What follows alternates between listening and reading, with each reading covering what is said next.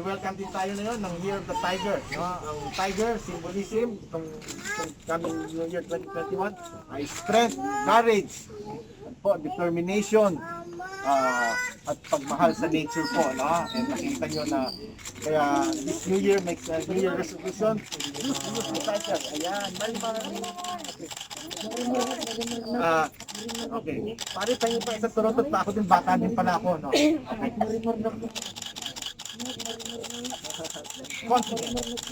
Salamat po. Okay. Okay. Akin po, maliit lang na ito. No, basta mga...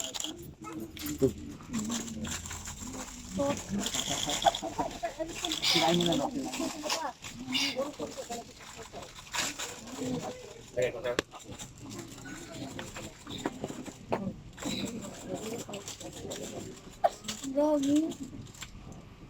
Pagin pala ako. Okay, umang tayo, umang nga kunyari. Ayan. Malima.